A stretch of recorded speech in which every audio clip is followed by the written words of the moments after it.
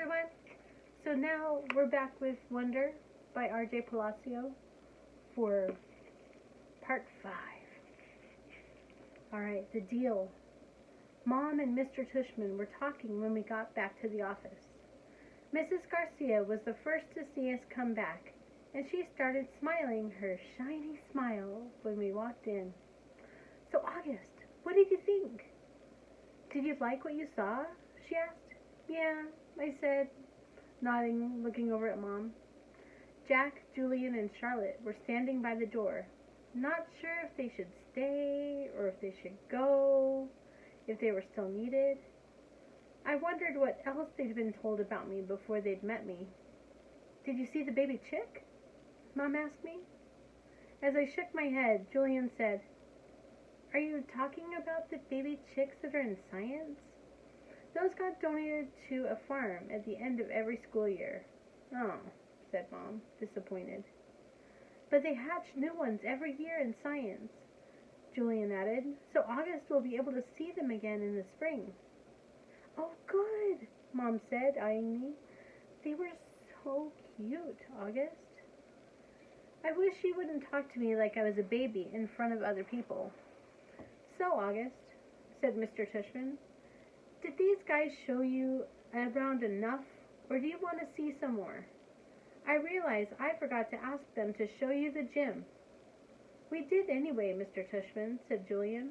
Excellent, said Mr. Tushman. And as I told him about the school play and some of the electives, said Charlotte. Oh no, she said suddenly. We forgot to show him the art room. That's okay, said Mr. Tushman. But we can show it to him now, Charlotte offered. Don't we have to go pick up Via soon? I said to Mom. That was our signal for my telling Mom if I really wanted to leave. Oh, you're right, said Mom, getting up. I could tell she was pretending to check the time on her watch. I'm sorry, everybody. I lost track of time. We have to go pick up my daughter at her new school. She's taking an unofficial tour today.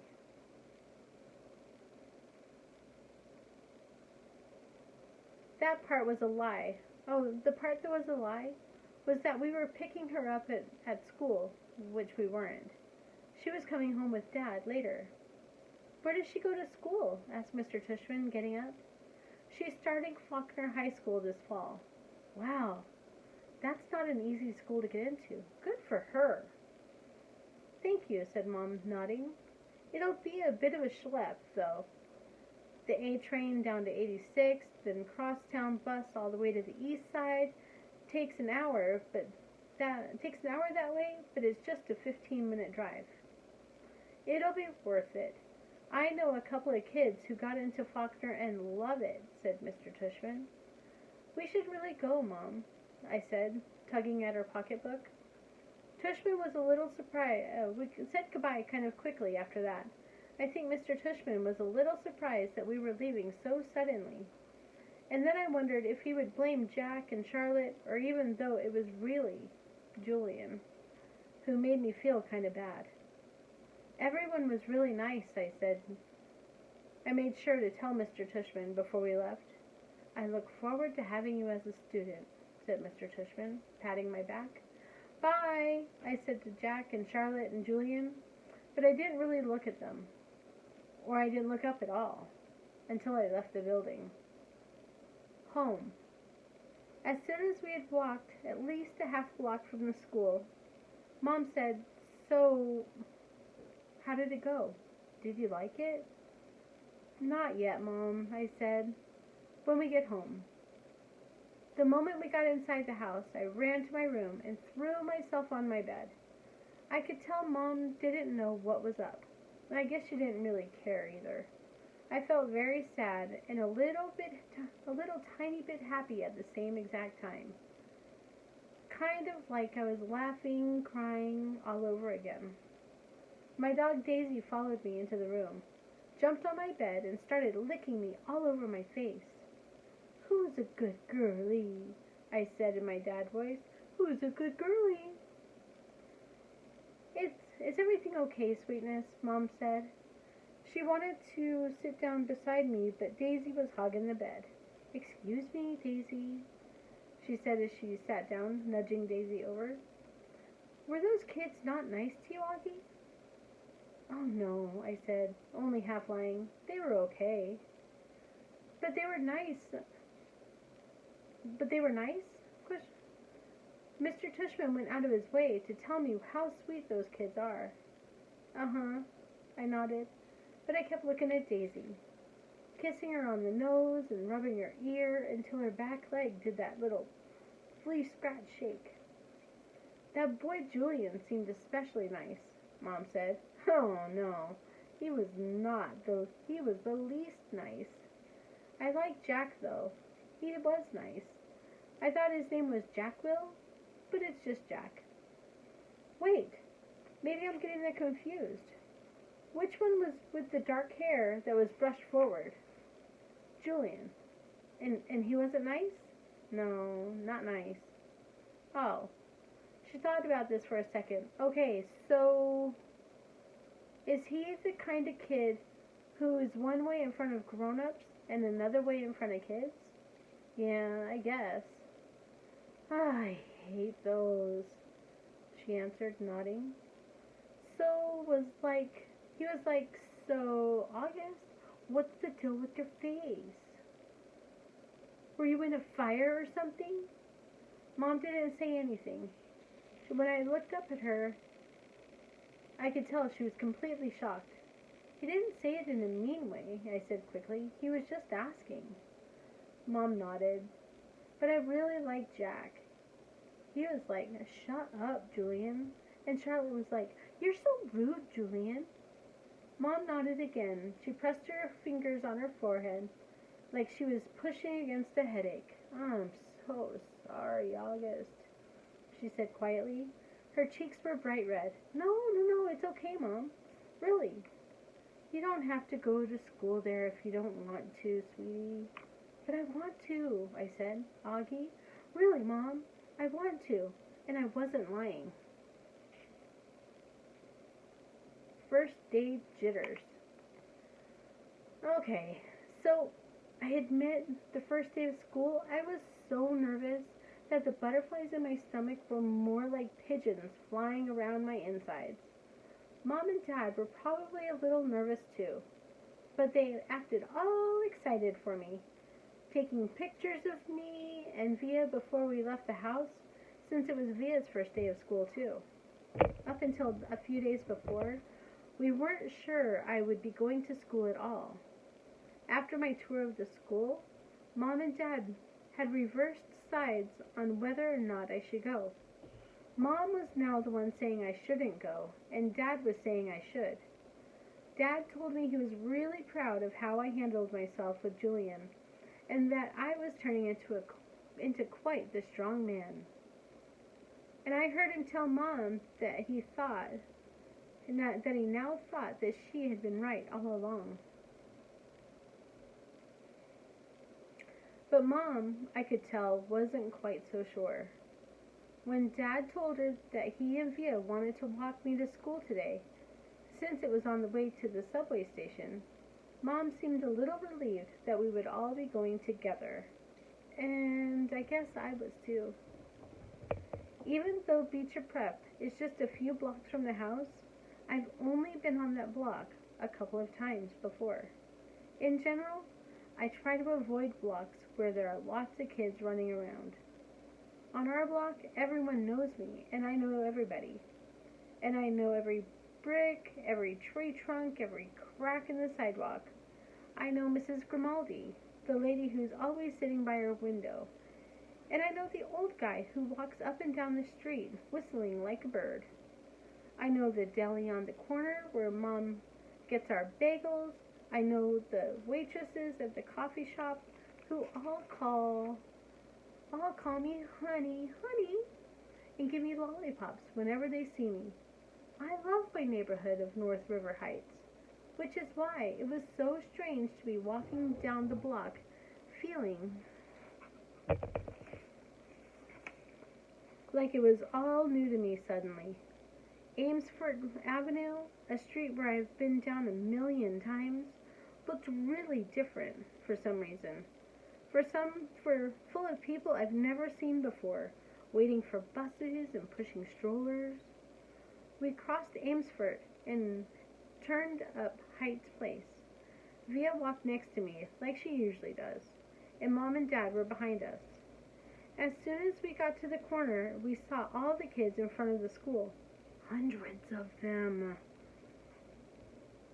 All talking to each other in little groups, laughing or standing with their parents who were talking with other parents. I kept my head down.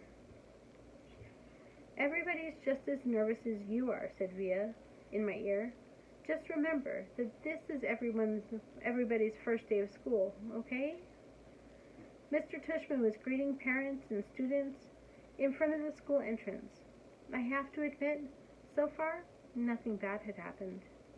I didn't catch anyone staring or even noticing at me. Only once did I look up to see some girl looking my way and whispering, with their hands cupped over their mouths. But they looked away suddenly when they saw me notice them. We reached the front entrance. Okay, so this is it, Dad said, putting his hands on top of my shoulders. Have a great day. I love you, said Via, giving me a big kiss and a hug. You too, I said. I love you, Augie, said Dad, hugging me. Bye. Then Mom hugged me, but I could tell she was about to cry, which would have totally embarrassed me. So I just gave her a fast, hard hug, turned, and disappeared into the school. Locks. I went straight to room 301 on the 3rd floor. Now, I was glad that I had gone on that little tour because I knew exactly where to go, and I didn't have to look up once. I noticed that some kids were definitely staring at me now. I did my thing of pretending not to notice. Sorry. I went inside the classroom, and the teacher was writing on the chalkboard while all the kids started sitting at different desks. The desks were in a half circle, facing the chalkboard, so I chose the desk in the middle toward the back, which I thought would make it harder for everyone to stare at me. I still kept my head down, just looking up enough under my bangs to see everybody's feet. As the desks started to fill up, I did notice that no one sat down next to me. A couple of times someone was about to sit next to me and then changed his or her mind at the last minute and sat somewhere else. Hey, August! It was Charlotte, giving me her little wave as she sat down at the front of the class. Why anyone would ever choose to sit way up front in class, I don't know. Hey, I said, nodding hello. Then I noticed Julian was sitting a few seats away from her, talking to some other kids. I know he saw me, but he didn't say hello. Suddenly, someone was sitting down next to me. It was Jack Will. Jack. What's up? He said, nodding at me.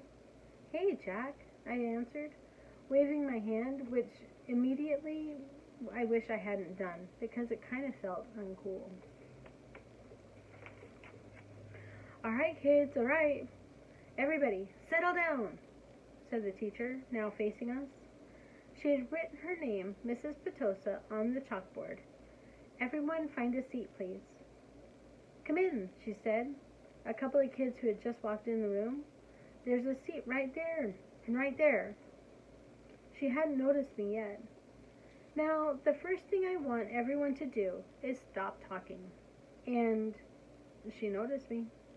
Put your backpack down and quiet down. She only hesitated for a millionth of a second, but I could tell the moment that she saw me. Like I said, I'm used to it by now. I'm going to take attendance and do the seating chart, she continued, sitting on the edge of her bed, of her desk, next to where 3 neat rows of accordion Next to her were 3 neat rows of accordion folders. When I call your name, come up and I'll hand you a folder with your name on it. It contains your class schedule and combination lock, which you should try to open which you should not try to open until I tell you to. Your locker number is written on the class schedule. Be forewarned that some lockers are not right outside this classroom, but down the hall. And before anyone even thinks of asking, no, you cannot switch lockers, and you cannot switch locks. If there's time at the end of this period, we're all going to get to know each other a little bit better, okay? Okay. She picked up the clipboard on her desk and started reading out names. Okay, so Julian Albums, she said, looking up. Julian raised his hand and said, "Here," at the same time. She picked up the very first folder, held it out toward him. "Well, come pick it up," she said, in a kind of a no-nonsense way. He got up and took it from her. Jimena Chin. She handed the folder to each kid as she read off the names. As she got down the list, I noticed that the seat next to me was the only one still empty, even though there were 2 other kids at one desk just a few seats away. When she called the name of one of them, a big kid named Henry Joplin, who already looked like a teenager, she said, "Henry, there's an empty desk right over there. Why don't you take that, okay?" She handed him his folder and pointed to the desk next to mine. Although I didn't look at him directly, I could tell Henry did not want to move me. He didn't want to move next to me. Just by the way he dragged his backpack on the floor as he came over, like when he was moving in slow motion. Then he plopped his backpack really hard on the right side of the desk, so it looked like a wall between me and him. "Maya Markowitz?" Mrs. Petosa was saying. "Here," said a girl about 4 desks away. "Miles Nouri?" "Here," said the kid who'd been sitting with Henry. As he walked to his desk, I saw Henry shoot him a "poor you" look.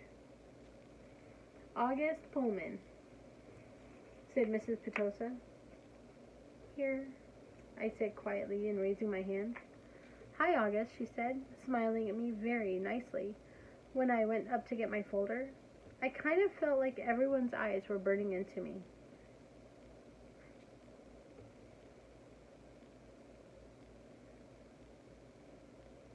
I took my time getting back. I stood in front of the class, and everybody looked down when I walked back to my desk. I resisted spinning the combination lock when I sat down, even though everyone else was doing it, because she had specifically told us not to. I was pretty good at opening locks anyway, because I've used them on my bike. Henry kept trying to open his lock, but couldn't do it. He was getting frustrated and kind of cursing under his breath.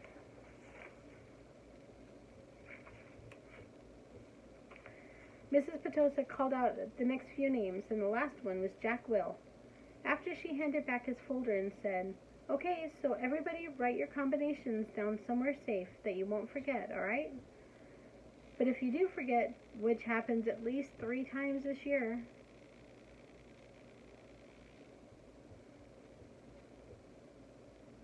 at least 3.2 times per semester, Mrs. Garcia has a list of all the combination numbers. Now go ahead, take your locks out of your folder, and spend a couple minutes practicing how to open them." Though I know some of you went ahead and did that anyway. She was looking at Henry when she said that.